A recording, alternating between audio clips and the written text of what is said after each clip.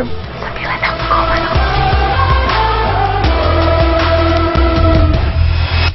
Saudara masih ditemenin barengan Ari Malik di Memori Sonora bersama Ibu Susan selaku Kepala Balai Besar POM di Bandar Lampung, dan kita masih ngebahas soal obat-obatan dan makanan, terutama soal komoditi yang diawasin di BPOM ini sendiri. Tadi kita udah nyebutin kayak yang Ibu bilang, komoditi yang diawasin itu ada obat, kosmetik, terus juga makanan dan obat tradisional dan suplemen kesehatan ya. Iya. Nah itu bakalan kita bahas dan bedah satu-satu soal gimana sih cara pengawasannya soal obat, terus juga kosmetik dan lain sebagainya. Oke Bu, kita lanjut lagi soal ngebahas tentang komoditi yang diawasin di BPOM sendiri.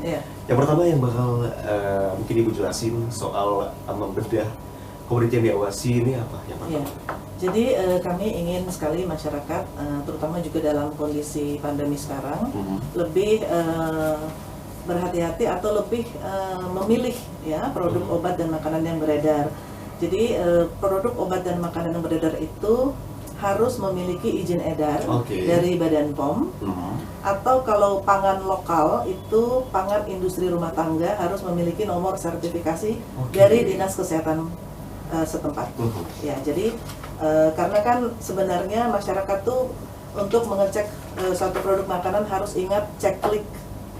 Cek klik, KLIK ya, cek kemasan, cek label, cek izin edar, dan cek kedaluarsa. Terus ini banyak banget yang nanya gitu ya Bu ya, di WhatsApp Sonora sendiri gitu. Kalau misalkan nih mau nanya dong, Dewi di Sumber Putri, apa bisa izin edar yang dikasih sama BPOM ini ditarik lagi? Kalau bisa, ini karena apa ya?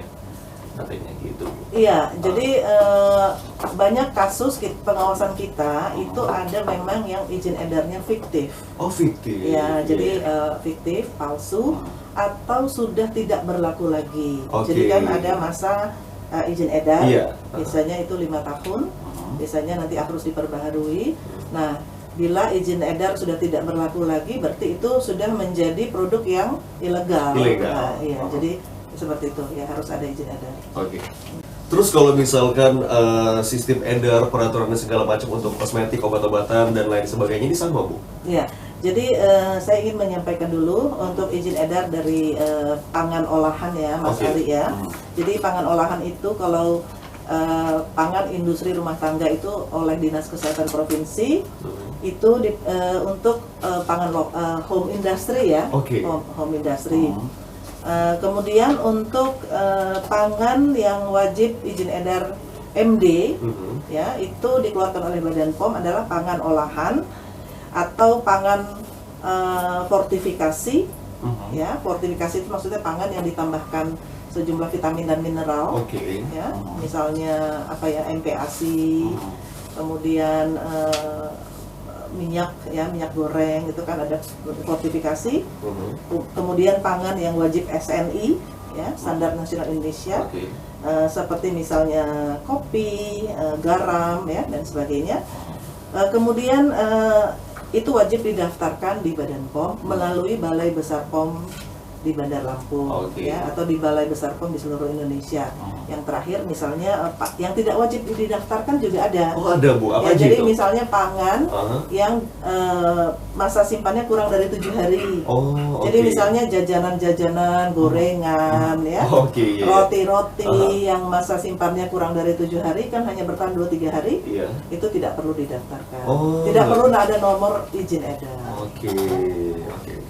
Jadi memang ternyata banyak banget yang belum kita ketahui. Salah satunya itu tadi ya, ada juga yang tidak perlu untuk mendapatkan surat izin edar gitu ya. Jadi nggak usah didaftarkan lah ya Bu ya, istilahnya gitu. Terus kalau misalkan dari izin edar obat tradisional ini sendiri, bukan banyak banget yang beredar di luar sana ini kayak dijual dan itu banyak banget nggak ada izin edarnya Bu. Betul.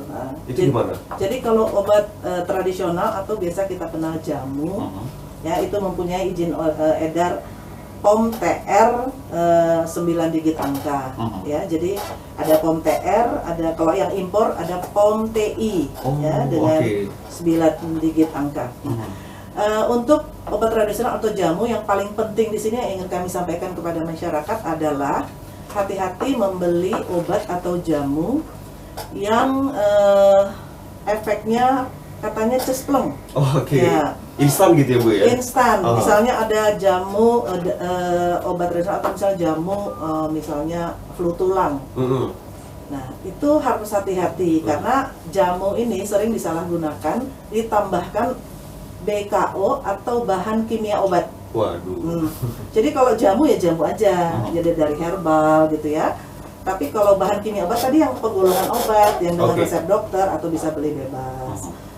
Kemudian biasanya misalnya kalau jamu flu tulang ditambahkan obat kimia yang untuk menyembuhkan sakit-sakit tulang itu. Sakit tulang, itu kan dosisnya tidak terukur. Iya. Jamu kita bisa minum sehari sampai 6 kali misalnya. Sedangkan kalau obat kita tidak tahu dosisnya, biasanya nanti overdosis. Iya, itu yang mengakibatkan efek samping pada misalnya efek samping pada ginjal dan sebagainya. Jadi itu harus hati-hati sekali. Masyarakat juga harus lebih selektif ya Bu ya. Oke deh. Dan kalau misalkan ini kan soal obat-obatan tradisional nih, pasti juga soal kosmetik gitu maksudnya ya. Ini juga tentang izin edarnya ya kan, terus juga sistem pengawasannya seperti apa Bu? Kalau kosmetik itu kita ada nomor notifikasi. Nomor notifikasi, oke.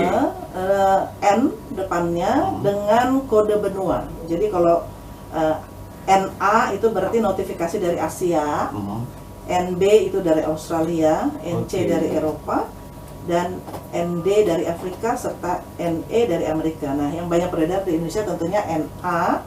Karena Indonesia masuk di wilayah Asia. Ini ngomongin soal kosmetik, banyak banget, ini ada yang bertanya juga ya Bu ya, cewek-cewek terutama nih soal masker, ada yang nanya soal masker sekali pakai, terus juga ada yang nanya soal pengawasan masker wajah. Yang pertama hari mau bacain dulu dari Dian yang ada di Lebak Budi. Bu, apakah masker sekali pakai itu juga masuk dalam pengawasan BPOM? Oh iya, jadi masker-masker itu adalah masuk dalam kategori kosmetik ya. Jadi harus ada nomor notifikasinya ya. Jadi masker itu harus ada nomor notifikasinya karena itu diproses ya melalui proses produksi ya. Itu bukan masuk kategori yang tadi pangan yang di bawah 7 hari, bukan. Jadi masker ini harus memiliki nomor izin edar berupa nomor notifikasi. Kalau sudah memiliki izin edar berarti produk kosmetik itu dikatakan aman. Aman ya. Terus juga ini soal masalah masker lagi nih Bu, dari Linda di WH Halim. Kalau pengawasan masker wajah untuk kecantikan yang beredar di pasaran kayak gimana Bu? Soalnya saya masih lihat ada yang usaha masker wajah untuk kecantikan, belum ada BPOM-nya tapi sudah beredar di pasaran.